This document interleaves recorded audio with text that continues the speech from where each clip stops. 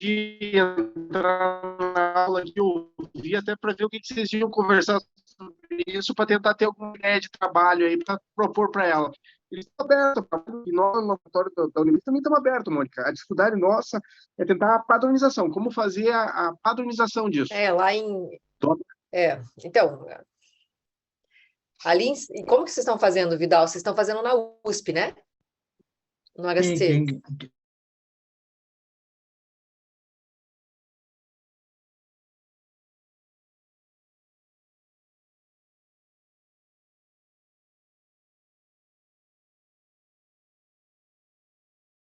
O IMT. Eu ia falar, o CACEP fazia uma época, né? Sim. E o Brígido, né? No Lutz, eram os três serviços que faziam para a gente. Hoje, sem o Lutz, ficamos com o Hélio e com o Jordi. Os dois chegaram a padronizar os testes, sim.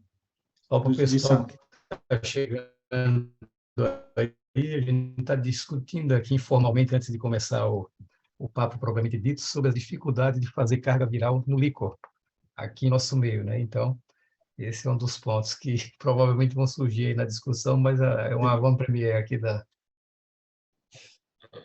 Boa noite. Oi, Mônica, tudo bem? Oi, tudo bem? Boa noite. Prazer, então, colegas. A gente começa enquanto o pessoal vai chegando aí. Deixa eu já colocar aqui para gravar. Recording in progress. E vou também já fazer aqui o compartilhamento do compliance da gente, né?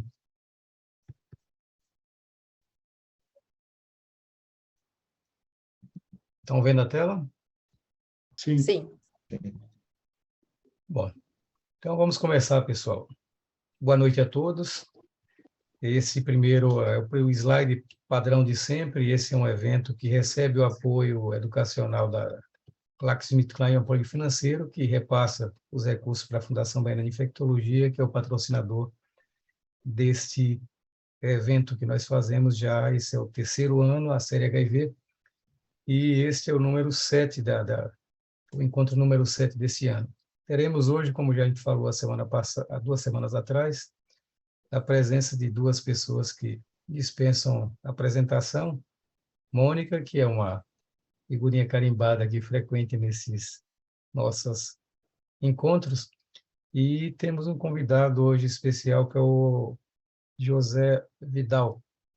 O Vidal é um infectologista do Emílio Ribas e do HC de São Paulo, e que também tem não é um neurologista como Mônica, mas tem um pezinho sempre lá neste ramo, e é por isso que a gente te convidou para que ele viesse hoje aqui conversar um pouco e apresentar o caso. A Mônica vai fazer a apresentação, como sempre, e, como sempre, a gente diz que vocês deixem à vontade para que vocês possam, a qualquer momento, interromper, perguntar.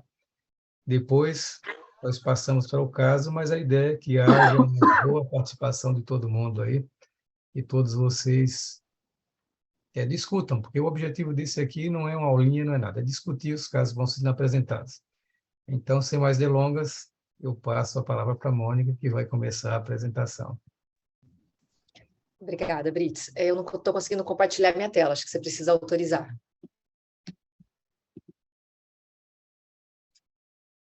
Acho que agora já está. Agora sim.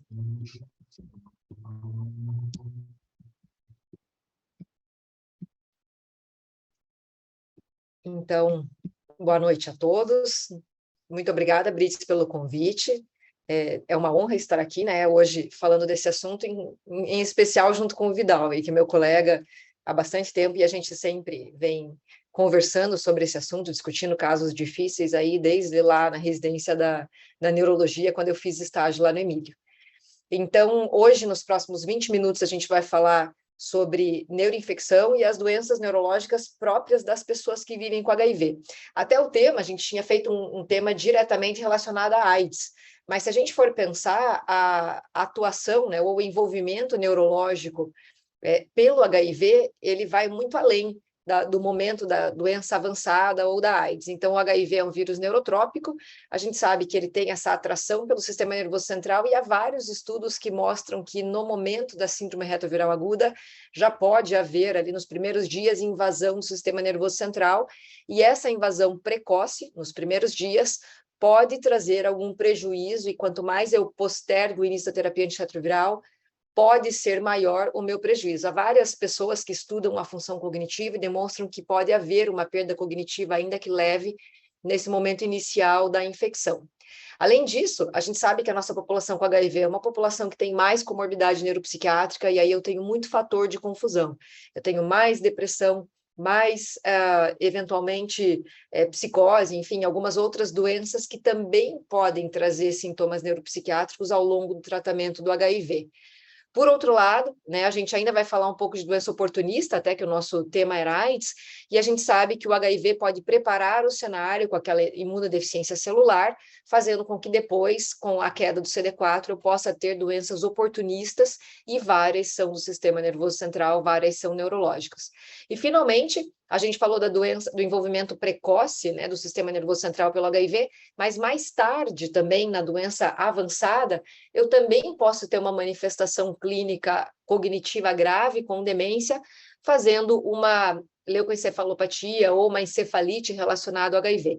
Então, nesses cenários todos, a gente tem a própria consequência do HIV, trazendo doença ou manifestação neurológica, e aí vem os antivirais, que na grande maioria das vezes são mocinhos, né? São protetores para o sistema nervoso central, mas eventualmente, na dependência do perfil da molécula, do medicamento, eles podem ser também causadores de alguma queixa neuropsiquiátrica, e a gente precisa entender isso para eventualmente fazer uma modificação.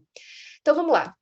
Não só o sistema nervoso central, mas o sistema nervoso periférico também pode ser afetado pelo próprio HIV, né? A polineuropatia sensitiva motora do HIV, ou dos antirretrovirais, especialmente dos análogos que eram muito tóxicos para a mitocôndria e causavam a neuropatia periférica, também trouxeram a gente hoje onde nós estamos, né? Fizeram toxicidade no passado, e eu tenho aquele paciente de longa data que usou AZT, usou D4T, DDI no passado, e que hoje ainda apresenta manifestações de polineuropatia sensitiva como sequela daquele momento.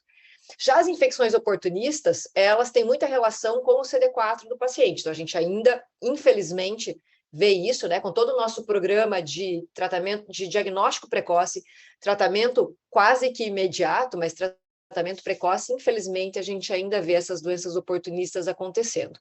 Relembrando, as doenças podem ser primariamente causadas pelo HIV, e aí existe uma série de descrições na literatura, mas o mais comum é meningoencefalite ou também desordem cognitiva.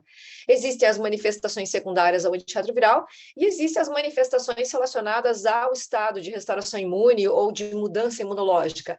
E daí vale a pena citar principalmente a síndrome de Guillain-Barré no momento da soroconversão, no momento da síndrome retroviral aguda, e a versão crônica, né, do Guillain-Barré, que é a polineurite desmielinizante inflamatória crônica no paciente com doença mais tardia, no paciente sem tratamento com doença mais tardia. Então, vamos lá. Conforme o CD4 do meu paciente que está sem tratamento, eu vou pensar mais em determinadas doenças. Esses cortes não são cortes absolutos, mas a própria Academia Americana de Neurologia recomenda que, ao atender um paciente com HIV, com AIDS, com uma doença neurológica, eu tenho que enquadrar esse caso em uma dessas categorias de CD4, lembrando que tuberculose e sífilis são doenças que sequer precisam de HIV para envolver o sistema nervoso central, então são as doenças que eu vou pensar naquele paciente que tem um CD4 maior que 500 absoluto ou equivalente em relativo. Já outras doenças, como por exemplo, encefalite por citomegalovírus ou o próprio linfoma primário do sistema nervoso central, exigem, para sua ocorrência, um CD4 menor. É impossível que isso aconteça com CD4 um pouco maior? Eu não diria impossível, mas a gente vê, por exemplo, casos de leucoencefalopatia relacionada ao HIV, quando eu olho o CD4 do paciente, o paciente está com 500 de CD4, por exemplo, por mais que a imagem me lembre uma leucoencefalopatia multifocal progressiva, eu não vou pensar nisso nesse momento no paciente que tem CD4 de 500, tem carga viral indetectável. Então, o ideal é que eu leve isso como uma norma, mas não uma norma absoluta, mas que isso pelo menos me guie na escolha do que eu vou fazer de investigação, né, do que eu vou fazer de exame no líquor, imagem, etc. Com relação à neuroimagem, neuroimagem nos apoia muito, né, no diagnóstico do paciente que tem doença neurológica pelo HIV.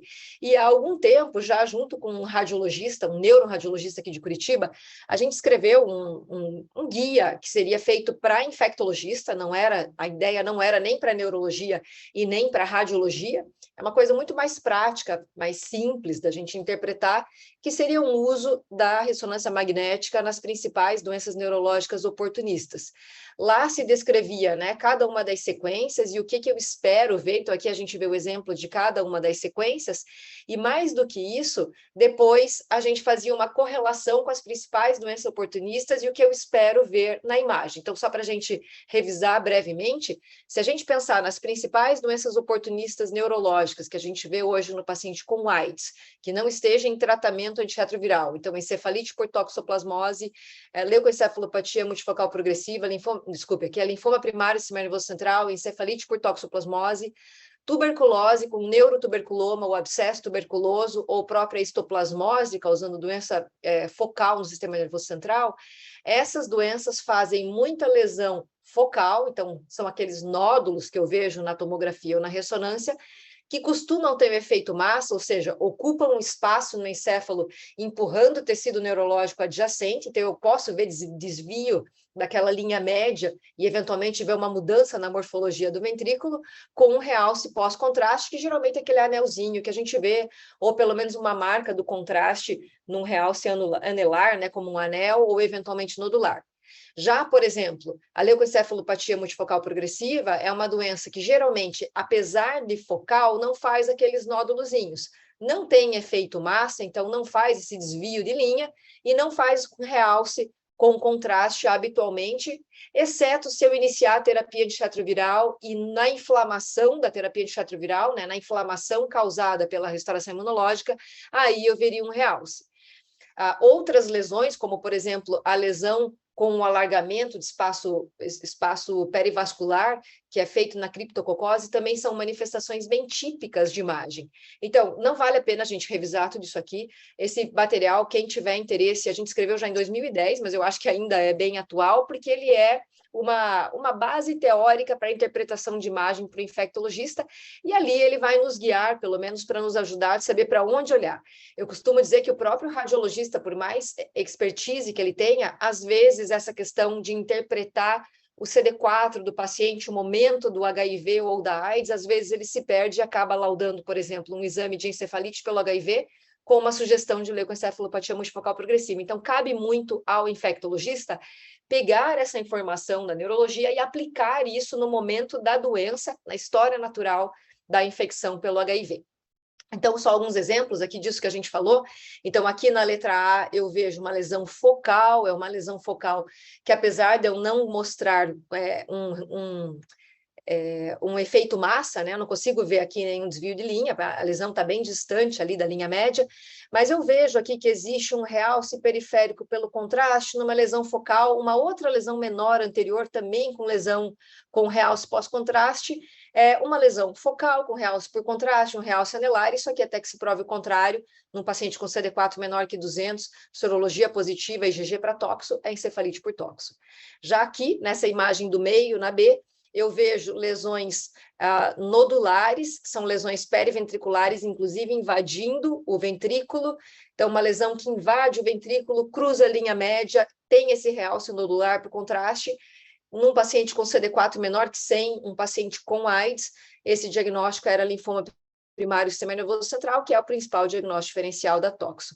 E aqui, finalmente, a gente vê na letra A lesão, talvez uma das únicas lesões da neuroinfecção que são patognomônicas, né, que você faz diagnóstico etiológico por imagem, que é essa lesão de alargamento de espaço perivascular, com uma densidade quase do líquor, né? A gente vê que é um cinza um pouquinho mais claro aqui do que o preto do líquor, que é a imagem que é possível da gente ver na meningite criptocócica. Então, esse material, como eu falei, se alguém quiser, a gente pode disponibilizar depois, que ele nos guia para aquilo que a gente ainda vê, não devia mais ver, mas a gente ainda vê nas pessoas que internam ou com diagnóstico tardio do HIV, ou aquelas que abandonaram a terapia antirretroviral e voltam doentes com manifestação realmente relacionada à AIDS.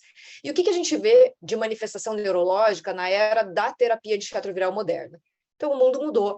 Com terapia moderna, antirretroviral, com diagnóstico oportuno e terapia precoce, eu não vou ver mais aquelas doenças oportunistas. Isso não deve acontecer, né? Exceto a tuberculose, que ainda pode acontecer, como a gente falou, sequer precisa de CD4 baixo, ou sífilis e neurosífilis, independente do estadio da sífilis, né? Não sífilis terciária necessariamente, mas envolvimento neurológico pela sífilis, a gente também vê em qualquer momento da doença.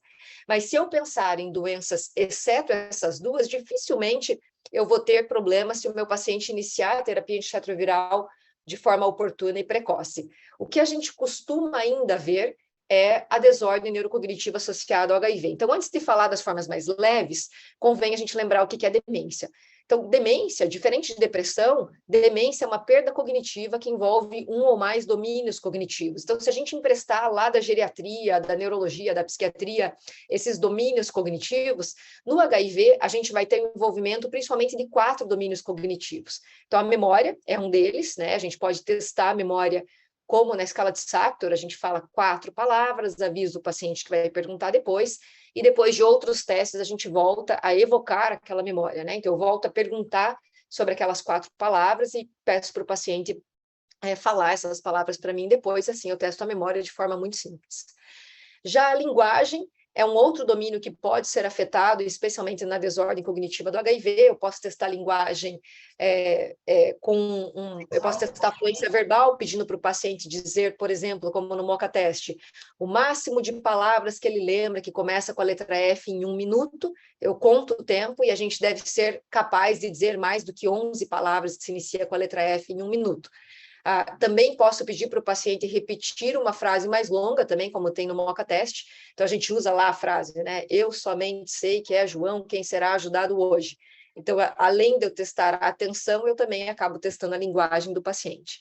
Já a atenção, a gente habitualmente usa testes também emprestados desses instrumentos. A gente pode usar do MoCA teste, um teste que a gente fala para o paciente uma série de letras, consoantes e vogais, e falo para ele que cada vez que eu falar a letra A, ele tem que bater na mesa. Então, eu falo A, B, F, A, e cada vez que eu falo A, ele tem que bater na mesa, eu testo a atenção do paciente. E, finalmente, a função executiva, que é o que mais se fala, né, em neuro-HIV, em desordem cognitiva, como inicialmente, pelo menos, a demência do HIV era uma doença muito mais da profundidade do encéfalo, mais a substância branca, ela trazia muito mais impacto na função executiva do paciente. A função executiva seria, assim, grosseiramente, eu planejar uma ação e executar como atividade motora. Então, quando a gente pergunta para o paciente a sua habilidade de fazer pequenos concertos em casa, de fazer uma atividade doméstica que ele sabia fazer e agora ele não consegue, ou mesmo ir ao hospital buscar o seu medicamento, isso tudo vai testar esse impacto da disfunção executiva no dia a dia do paciente. Essa perda de função cognitiva, ela deve representar um declínio de uma função que o paciente sabia, e isso deve interferir nas atividades diárias e na sua independência. A gente vai ver isso um pouco mais para frente, com um pouco mais de detalhes. A desordem cognitiva associada ao HIV, que se popularizou, né, com o termo HAND, muita gente falou em HAND, né, o Vidal deve lembrar de uma época que a gente falou muito disso por aí. É uma doença que compõe um espectro de 3 intensidades, que seria a desordem cognitiva assintomática, que a gente vai chamar de ANI, a leve, a moderada e a demência. Essa doença ela foi descrita com critérios que foram determinados por um conjunto de experts, neurologistas, infectologistas, neuroinfectologistas, neuropsicólogos, e ficou-se determinado que ela era uma manifestação primária do HIV, que poderia acontecer desde o diagnóstico até a AIDS, sendo que a manifestação mais grave da doença, que é a demência, costumava vir nas formas mais avançadas da doença. Habitualmente, essa doença aconteceria mais em pessoas que têm idade avançada, principalmente naquelas que têm baixo nadir de CD4, que tiveram falha virológica prévia, que têm mais comorbidade, que têm menor escolaridade, aí vem uma questão da gente enxergar mais o fenótipo da doença, né? Se eu tenho uma reserva cognitiva maior, o impacto daquela disfunção cognitiva vai demorar mais para aparecer. Então, quem tem baixa escolaridade ou tem uma lesão prévia, por exemplo, de neurotoxoplasmose, tem uma reserva menor, uma cognitiva menor, e vai demonstrar mais facilmente o prejuízo clínico daquela disfunção cognitiva. E algumas pessoas colocam outros fatores de risco de outras doenças que também afetam a função cognitiva, como o uso de drogas injetáveis, comorbidades psiquiátricas, a própria hepatite C como causa também de doença cognitiva. A questão é que essa doença assintomática, ela, do ponto de vista clínico, não tem nenhum impacto, né? Seria uma doença que eu diagnosticaria exclusivamente por um teste neuropsicológico e que em nada afeta a vida do meu paciente. Então, a gente costuma dizer para a gente que faz assistência que ela não interessa, a gente deixa ela para pesquisa. O que interessa para quem atende o paciente? Interessa a demência, e daí o paciente com demência é aquele que eu não preciso nem do neuropsicólogo para fazer diagnóstico, é o paciente que tem uma limitação funcional grave.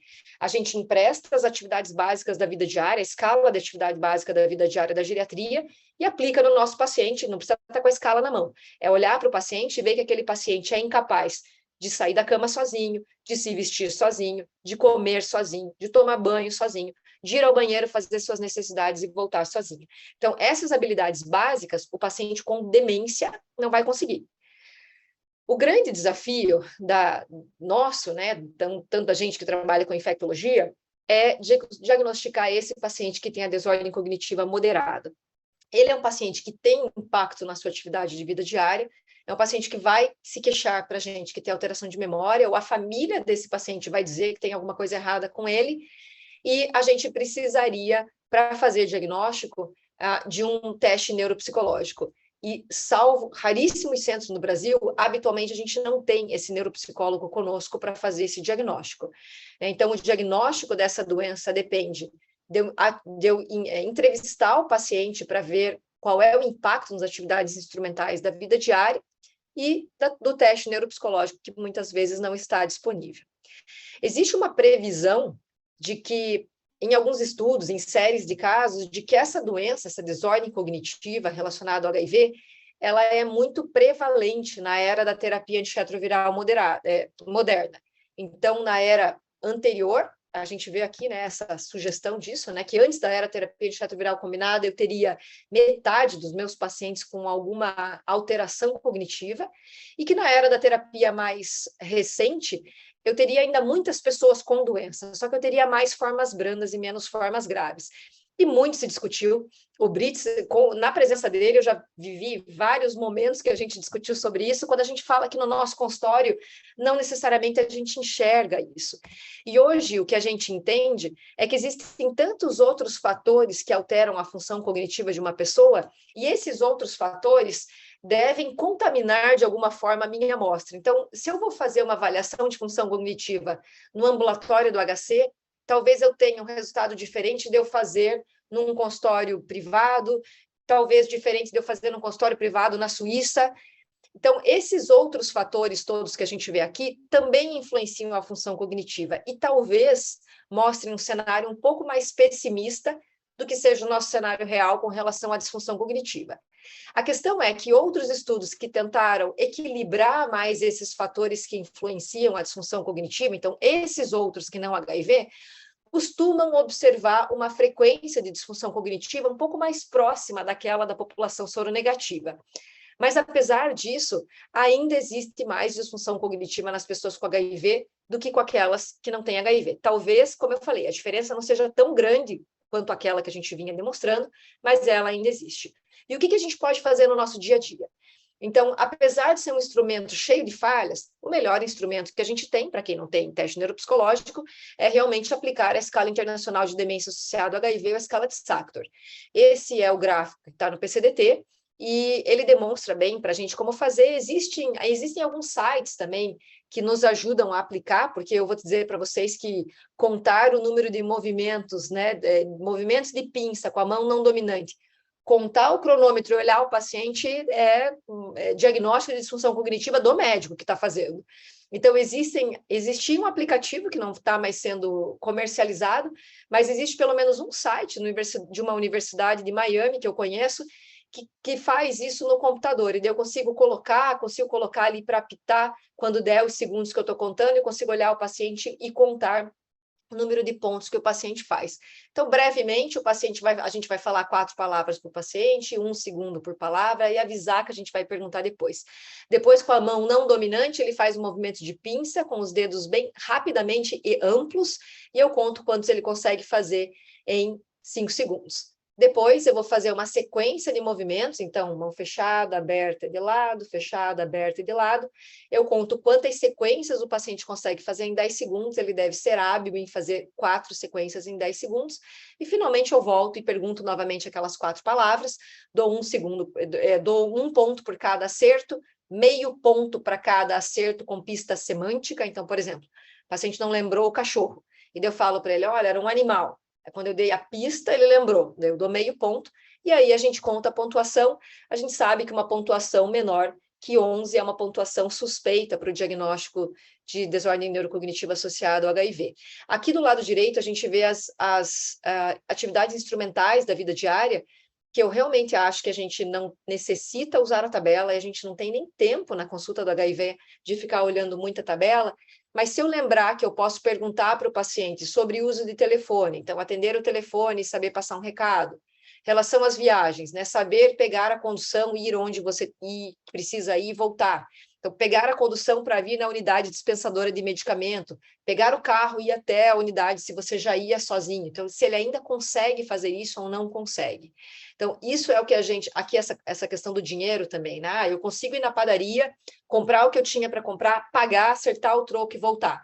Então, essas são as habilidades que eu vou procurar no paciente, se ele sabia fazer e se ele continua sabendo. E se ele não está mais sabendo fazer, não consegue mais fazer de forma independente, isso deve levantar um alerta para mim na consulta de que existe um problema.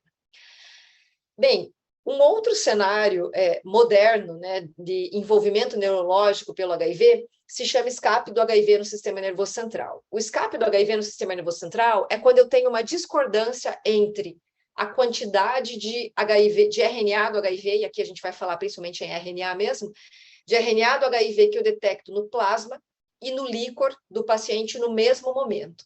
Então, quando existe uma carga viral licórica maior do que aquela que eu encontrei no plasma, a gente entende que existe uma discordância, existe esse escape. Esse escape pode ser assintomático. Então, por exemplo, eu vou puncionar o meu paciente porque ele tem um linfoma de Burkitt e eu quero estadiar antes de fazer o tratamento quimioterápico, eu vou lá, punciono, e aqui no meu hospital a gente decidiu fazer uma pesquisa e eu vou fazer carga viral licórica de todo mundo que eu puncionei, não porque tinha queixa neurológica, mas porque estava estadiando o tumor. E aí, nesse tipo de estudo, eu lembro de uma referência italiana, por exemplo, que encontrou 10% de discordância de carga viral líquor-plasma. Que significado isso tem? Se o paciente é assintomático, até onde a gente sabe, não tem relevância clínica nenhuma, esse exame eu jogaria fora. Então, não é o paciente que eu pediria carga viral licórica se ele é assintomático do ponto de vista neurológico. Existe um outro escape, que é o escape da pessoa que tem outra infecção oportunista. Então, por exemplo, meu paciente tem meningite criptocócica, eu puncionei para fazer, por exemplo, controle da hipertensão intracraniana e resolvi, por alguma razão, mandar isso para o laboratório e pedir uma carga viral licórica. O sintoma do meu paciente é relacionado à meningite criptocócica, as alterações licóricas são relacionadas à meningite criptocócica, mas esse paciente pode ter uma carga viral licórica maior do que aquela que a gente tem no plasma, e isso é chamado de escape secundário do HIV no sistema nervoso central. Qual é a implicância clínica? Qual é a importância clínica? Não sabemos. Então, não é o cenário que habitualmente a gente pediria carga viral licórica. O problema é o paciente do meio, pessoal. É o paciente que tem carga, que tem alguma queixa neurológica. Na grande maioria das vezes que isso aconteceu no mundo, pelo menos dos casos publicados, a queixa costuma ser tontura. O paciente tem tontura, e vocês sabem tão bem quanto eu que existe 1 milhão de causas de tontura, e tontura é um sintoma subjetivo. Difícil dar importância para um sintoma de tontura quando ele é subjetivo e isolado. Mas o paciente vem com tontura e essa tontura vai piorando com o tempo até essa tontura se manifestar de forma objetiva, com ataxia, né? Ataxia é aquele desequilíbrio, que pode ser uma ataxia de marcha, o paciente alarga os pés para caminhar e tem um desequilíbrio para caminhar, eventualmente uma ataxia de tronco, a gente senta o paciente e ele fica atáxico, ele fica desequilibrado para ficar sentado. Então, a grande maioria dos pacientes que foram descritos acabam tendo esse sintoma objetivo. Esses pacientes têm uma discordância de carga viral licórica e plasmática, então eles têm uma carga viral maior no líquor do que aquela detectada no plasma. Isso independe da minha carga viral plasmática estar indetectável ou não.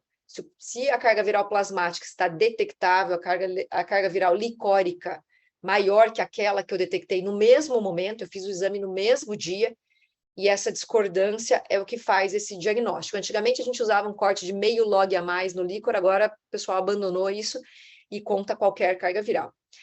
Se o paciente tem esses sintomas que costumam ser subagudos, tem essa discordância de carga viral licórica, esse é o paciente que já foi demonstrado no mundo que o ajuste da terapia antirretroviral com a intenção de usar uma terapia antirretroviral neurofavorável faz diferença e o paciente melhora. Então, essa é a nossa briga com os laboratórios para executar a carga viral licórica. Quando eu tenho esse paciente, se eu diagnosticar que isso está acontecendo, esse é o cenário que o ajuste da terapia antirretroviral faz diferença. Tá? E a gente conheceu isso há pouco tempo no mundo, se não me engano, o Vidal pode me corrigir, mas acho que o primeiro caso do mundo descrito foi em 2012, faz bem pouco tempo.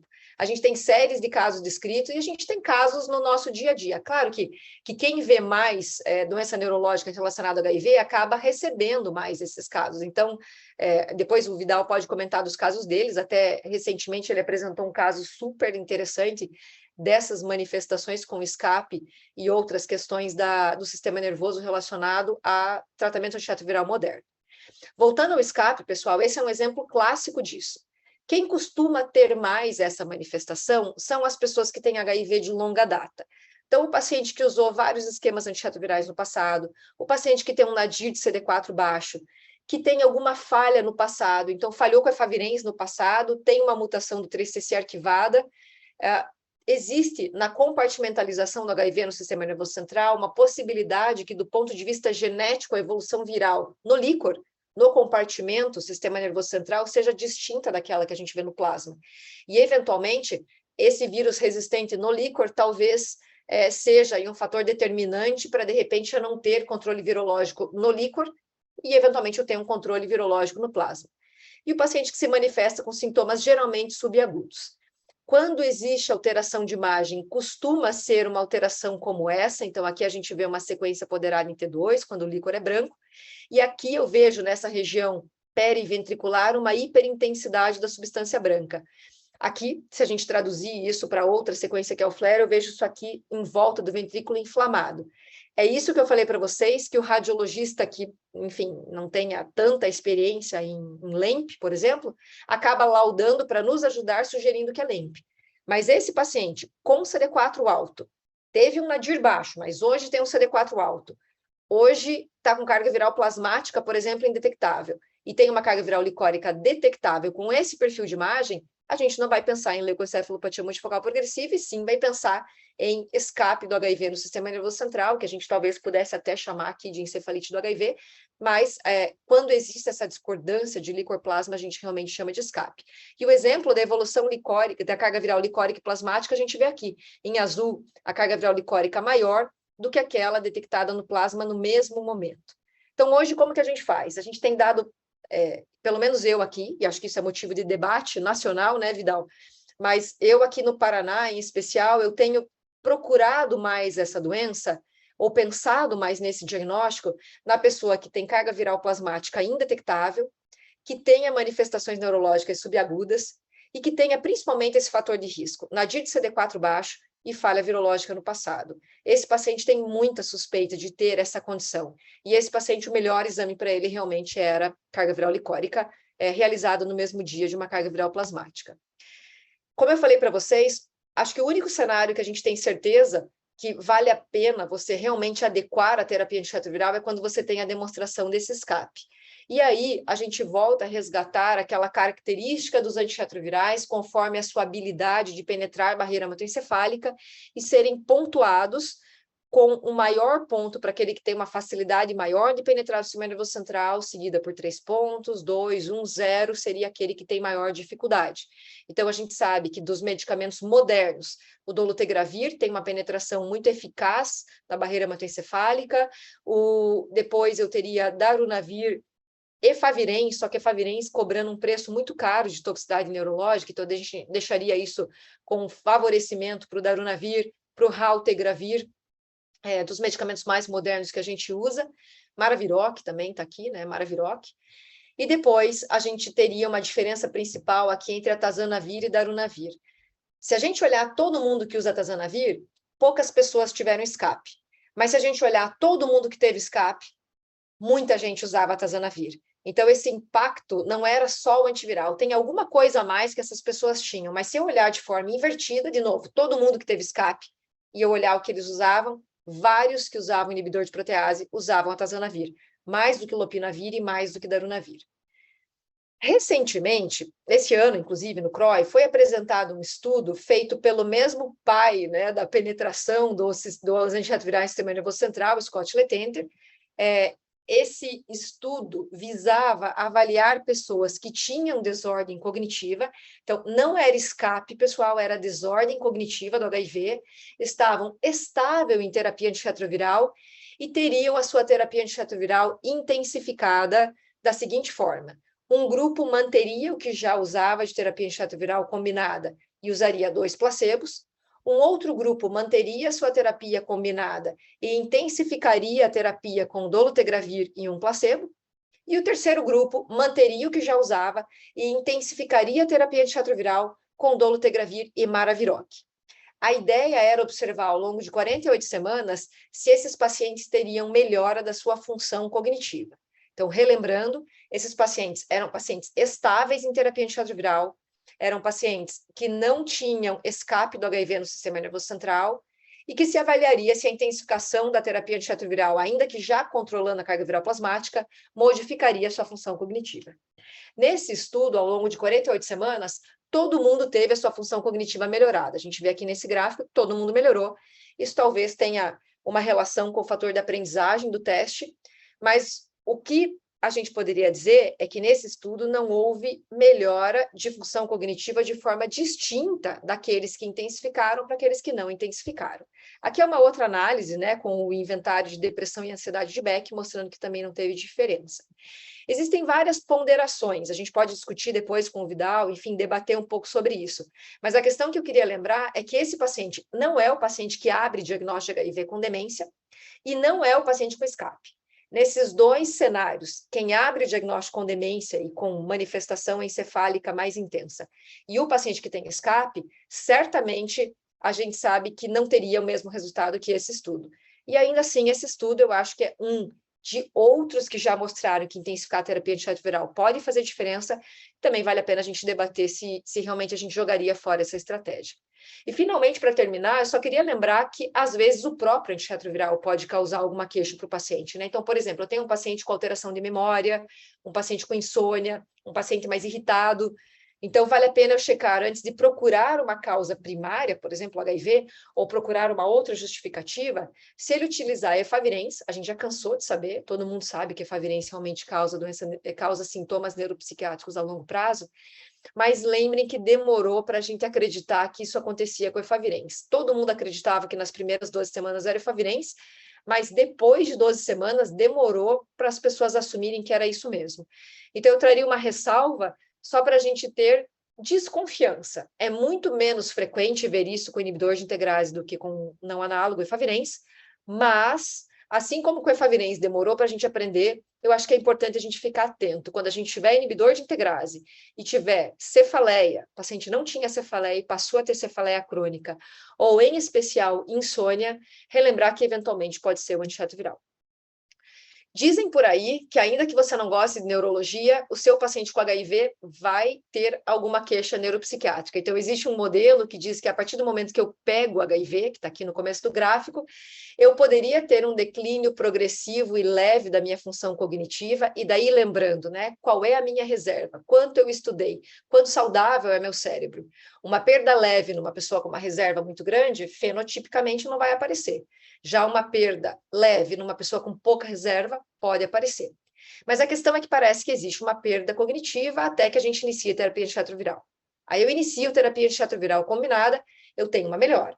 mas eventualmente o meu paciente pode ter um escape do HIV no sistema nervoso central, um escape sintomático, e aí eu tenho uma piora novamente. Eu adequo a minha terapia e o paciente melhora. Eventualmente, aquele antiviral que eu prescrevi trouxe alguma toxicidade neurológica, e aí o paciente piora. E daí eu ajusto a terapia e ele melhora. Então, cada uma dessas manifestações que a gente viu podem se apresentar na mesma pessoa em momentos diferentes. E aí vem a nosso desafio, que é procurar o momento para cada uma delas. Em conclusão, então, doença neuropsiquiátrica é prevalente, multifatorial nas pessoas que vivem com HIV, apesar da terapia eficaz do abandono, diagnóstico tardio que vem acontecendo, hoje perpetuam a ocorrência de infecção oportunista no sistema nervoso central. E lembrem desse legado, né? Eu abri o diagnóstico do HIV com AIDS, eu tive um nadir de CD4 baixo, eu iniciei terapia eficaz, eu melhorei da minha dependência, né? Eu passei de uma pessoa que tinha demência para uma pessoa com déficit cognitivo leve a moderado, por exemplo, se eu reaplicar o teste. Ao longo da vida, esse legado vai me acompanhar, e eventualmente a minha reserva cognitiva também pode ser pior. Existem várias discussões sobre a questão de doença cerebrovascular, cardiovascular, ou mesmo neoplasia no futuro para essa pessoa que teve AIDS na abertura, né?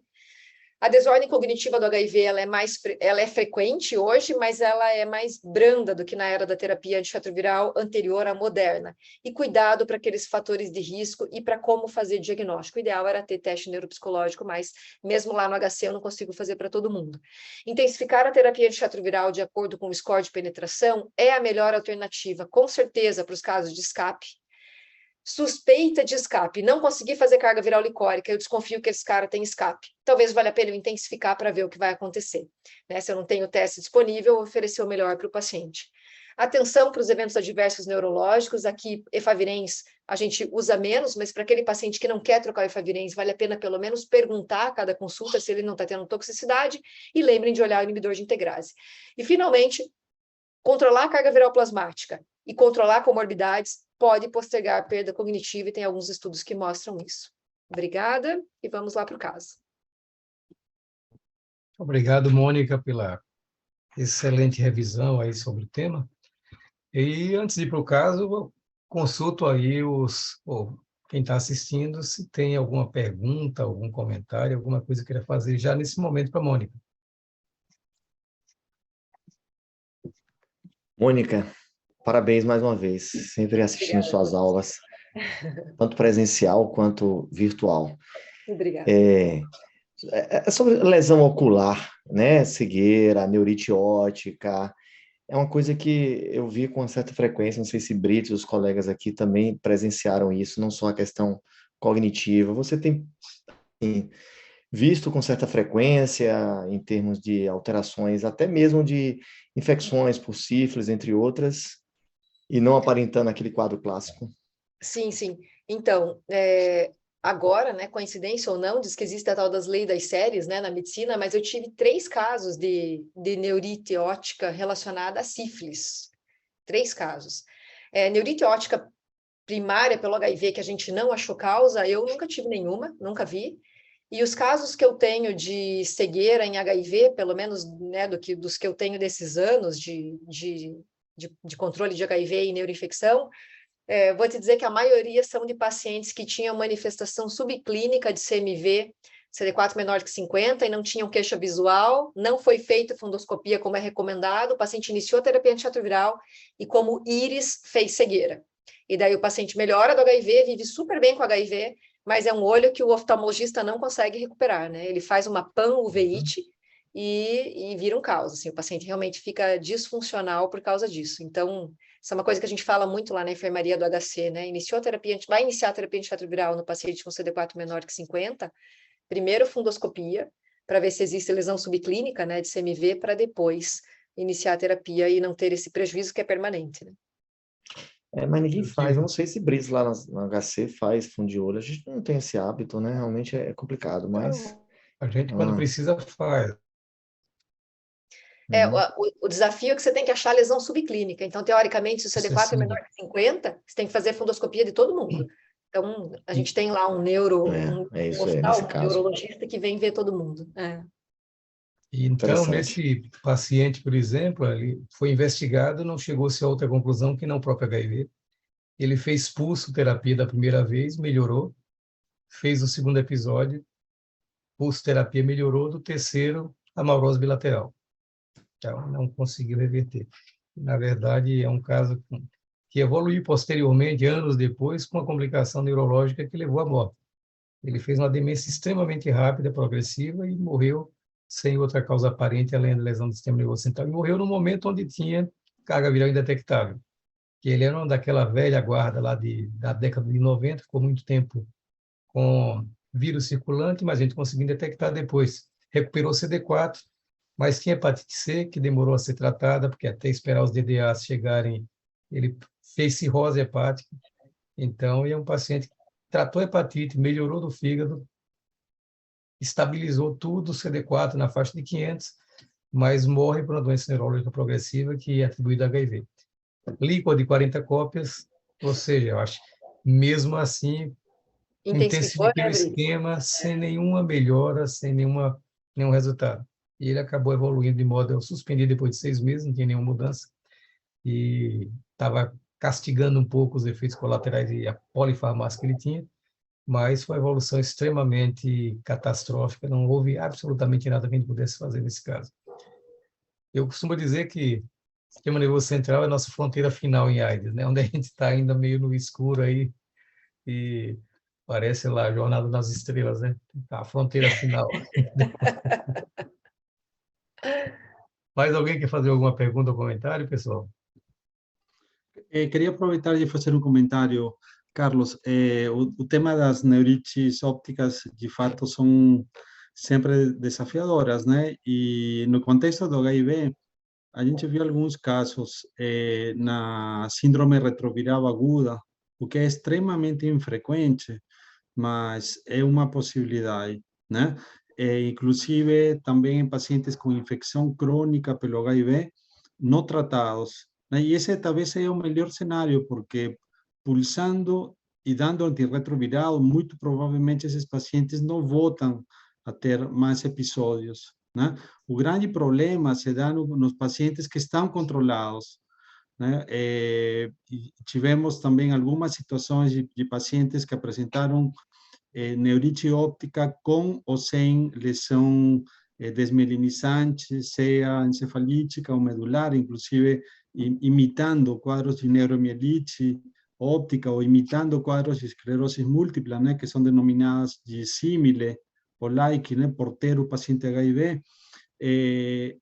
Enquanto esses pacientes têm chance de ter um controle do HIV, esse prognóstico acaba sendo muito favorável, né? Uma vez que esgotamos o recurso da terapia antirretroviral, de fato, o corticoide acaba sendo uma opção limitada até determinado momento, né? E isso a gente tem visto esse cenário que você comentou daquele paciente que segurou uma, segurou duas, mas em algum momento acaba perdendo esse controle. E Jaime está querendo falar também. Parabéns, Mônica, sempre bom te ouvir falar. Eu queria ver tuas considerações, suas, do Vidal, do Brits e quem mais tiver alguma consideração, porque nós vamos enfrentar agora também, ao longo dos próximos anos, o envelhecimento dos pacientes HIV. Nossos pacientes HIV estão sobrevivendo e ficando cada vez mais velhinhos. E a gente começa, já que você falou da lei das séries, eu tenho uma série de velhinhos lá, e eu começo a viver esse dilema de quanto do impedimento cognitivo que eles estão começando a ter é natural da idade ou pode ser alguma situação ligada a uma falha agora pela idade, sabe? Não são pacientes que têm todos os critérios de risco que nós conhecemos bem. Então, como que eu vou selecionar e avaliar melhor os pacientes durante o envelhecimento deles e separar o envelhecimento natural, uma demência senil, uma demência vascular ou outras demências mais leves e arrastadas da idade de um paciente ligado ao HIV? Né? Não estou falando de Alzheimer, não estou falando de demências graves, estou falando daquele paciente que começa a ter alguns impedimentozinhos leves. Sabe? Então, alguma sugestão, alguma consideração de vocês? Do ponto de vista prático, Jaime, eu penso que vai ser difícil, né, no dia a dia, você estabelecer diagnóstico diferencial, salvo as síndromes muito específicas, né? tem um trabalho que foi apresentado no CROI, que fizeram um trabalho na tipo unidade básica de saúde, na verdade foi no Canadá, Primary Physician, e foram avaliar prevalência de demência. Tanto faz a causa, mas se alguém escreveu no prontuário que aquela pessoa tem alguma incapacidade compatível com demência, eles contavam como caso positivo e fizeram uma comparação entre quem tem HIV e não tem HIV. E demência de qualquer causa foi mais frequente nas pessoas que têm HIV. E daí vem a questão, comorbidades, né? Não é só o HIV, é o resto todo, comorbidades, então demência vascular, eles têm risco maior, o próprio impacto, né? Se a gente pensar nos soronegativos, das comorbidades na função cognitiva de uma pessoa que vem envelhecendo soronegativa, já foi bem descrito, então no HIV não vai ser diferente. Na prática, né, eu acho que se você tiver como fazer uma investigação com algum instrumento e tentar determinar se você tem um envolvimento mais cortical ou você tem um envolvimento que não é mais cortical, né, um envolvimento mais profundo mesmo, subcortical. Você pode se guiar mais ou menos pela tua triagem, mas no final das contas o que a gente vai fazer é tratar a função cognitiva. Boa resposta com os medicamentos que se usa, por exemplo, para Alzheimer, ninguém conseguiu demonstrar que a gente vai ter algum benefício para alguma demência do HIV. Mas eu acho que na prática, com o tempo, com disfunção cognitiva, a gente vai tentar tratar o que a gente conseguir, né? O ideal é tentar fazer diagnóstico, e aí eu acho que o teste neuropsicológico pode te ajudar. Vidal, quer comentar? Sí, estamos cada vez acompañando más a esos pacientes, ¿no? Comenzando que a definição de idoso, né, em pacientes com HIV, a partir dos 50 anos de idade, né? Então, essa imunossenescência, né, que não é só teórica, né, de fato tem correlatos, né, biológicos, né? Isso já é um problema, né?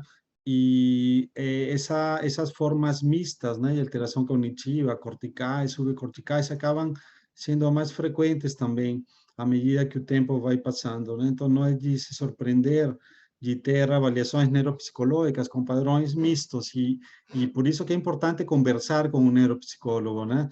Orientar o que ele tem que ficar mais atento, porque muitas vezes, se vamos para um neuropsicólogo que está acostumado a ver Alzheimer, né, a bateria que ele utiliza está direcionada para a alteração cortical, né? E muitas vezes passa batido que em algumas esferas subcorticais.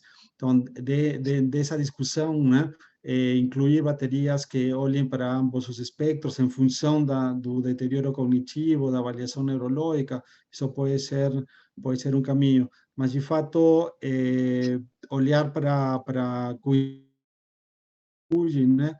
Cada vez existe maior correlação de risco cardiovascular com saúde cognitiva em pessoas que vivem com HIV, né? Então, as recomendações clássicas, né, de hábitos, de álcool, de tabagismo, né, passam a ser recomendações, né? E reabilitação, esporte, né, atividade, mas de fato cada vez está mais complexo avaliar esses pacientes. Bom, vamos passar para o caso, um comentário rapidíssimo em relação a isso, quem está um pouco avançado, Jaime. Só lembrar que nossa população está envelhecendo, vivendo mais, mas não vivendo sem comorbidades.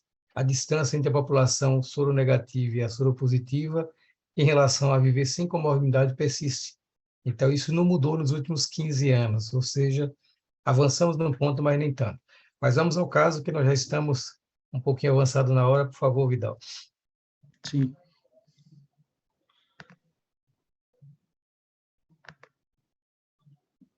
Gostaria que me falassem se a tela está cheia. Não está cheia, Vidal. Não? Para mim está já compartilhada. Está compartilhada, só não está em tela Mas em cheia. modo de edição. Clica aí naquela tela cheia para ver se você consegue. Para mim já está em tela cheia aqui. Bom, de qualquer forma, a gente está conseguindo ver. Você dá para pode ver bem. Sim, tá. Eu vou então apresentar um caso clínico. Primeiro, gostaria de agradecer o convite do Carlos para participar deste evento, uma honra para mim. estar com vocês e mais ainda com a apresentação prévia da Mônica. Sempre um prazer aí dividir estes momentos de discussão, de troca de ideias. O paciente que vou apresentar, na verdade, é uma paciente de 49 anos de idade, natural e procedente de São Paulo, ensino superior incompleto e destra. Essa paciente teve como queixa principal a presença de confusão mental há uma semana, e essa história foi referida pela família, né, no pronto-socorro do Hospital das Clínicas, em 17 de outubro de 2017. Os familiares referiram previamente dor de cabeça, náuseas e vômitos 2 semanas antes da admissão e, como mencionei, confusão mental uma semana antes da chegada no PS. Ao chegar no pronto-socorro, apresentou crise convulsiva tônico-clônico Vidal, generalizada. seus slides não estão passando, não sei se você ainda está no primeiro. Eu já passei, para mim está passando, estou no terceiro slide, não está passando para Não, não vocês? está passando aqui. Talvez você saia do compartilhamento e volta para ver se você consegue. Eu vou parar de compartilhar e vou tentar pôr de novo.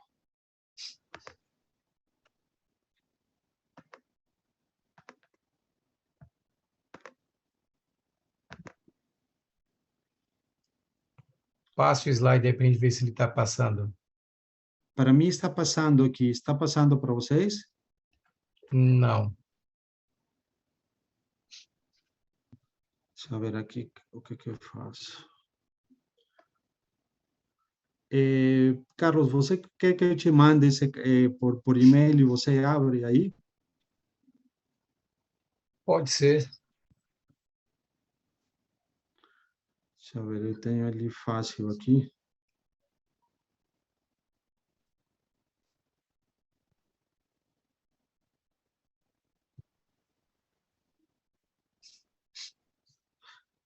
Só me confirma teu e-mail, por favor. crbrites@gmail.com.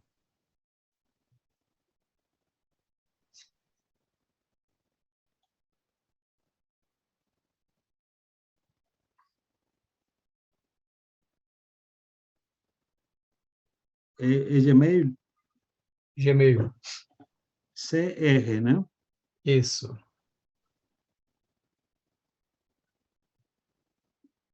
Eu te mandei aí a apresentação, a ver se você consegue compartilhar.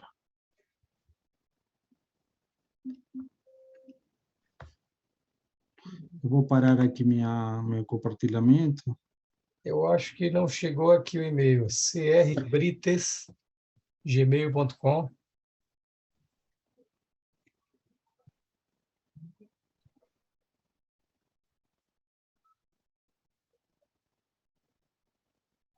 Veja, talvez você possa ir lendo e tentando mudar o slide. Se tem uma pergunta, você na hora de Dá uma fazer a olhada. mudança. Acho que agora foi, Carlos.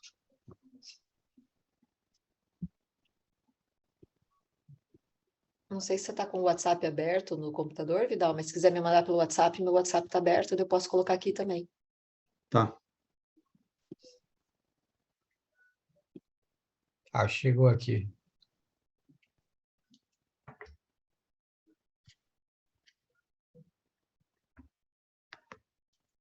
Eu não sei o que aconteceu, que hoje mais cedo dei uma aula